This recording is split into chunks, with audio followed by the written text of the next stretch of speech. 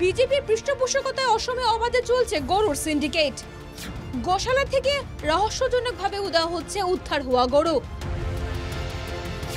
গরু সিন্ডিকেট নিয়ে উত্তাল বিধানসভার শীতকালীন অধিবেশন। গোধন সুরক্ষার স্বার্থে হিমন্ত বিশ্ব শর্মার নেতৃত্বাধীন এই সরকারই দি আসাম ক্যাটেল প্রিজার্ভেশন অ্যাক্ট 2021 নিয়ে এসেছিল। এই আইনের মূল উদ্দেশ্য ছিল গরুর চোরা কারবার তথা সরবরাহ বন্ধ করা। কিন্তু হিমন্ত বিশ্ব শর্মার নেতৃত্বাধীন এই সরকারের বিরুদ্ধে চলতি বিধানসভা অধিবেশনে উঠে এলো গুরুতর অভিযোগ। রক্ষকে ভক্ষকের ভূমিকায় বিপদে গোমাতা।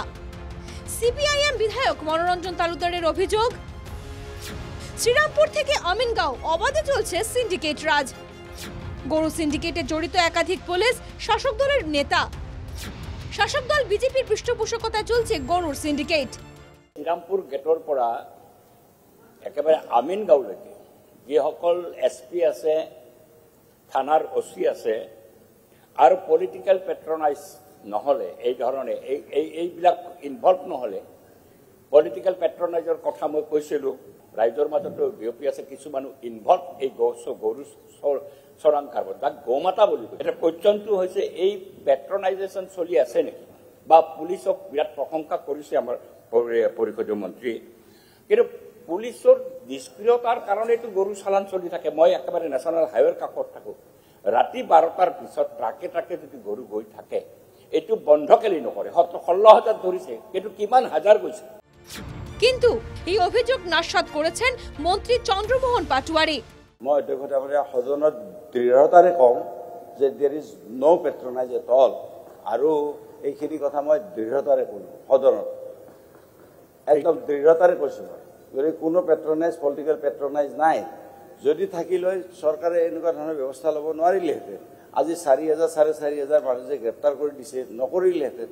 আজি মানুহ যে গুলিবিদ্ধ হৈছে তাতে গৰু চোৰাং কাৰবাৰৰ লগত জড়িত কৰি এইটো নহ'লহেঁতেন। উল্লেখ্য, অবৈধ গো পাচারের অভিযোগে এ পর্যন্ত 4,827 পাচারকারীকে গ্রেফতার করা হয়েছে।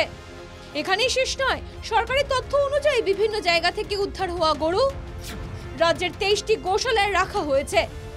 কংগ্রেস বিধায়ক জাকির হোসেন শিকদারের দাবি, গোশালা থেকেও দেদার চুরি হচ্ছে গরু, কিন্তু বনমন্ত্রী সেটা মানতে চাইছেন না। গোশালায় সুরক্ষিত আছে উদ্ধার হওয়া গরু, কিন্তু সন্দেহ আছে যে গোশালাত যেটো 15,178টা গরু গোশালাত থকা বুলি কৈছে, আজিৰ তাৰিখতো যদি চৰজমন তদন্ত কৰে এই সংখ্যাটো তাত নাপায়।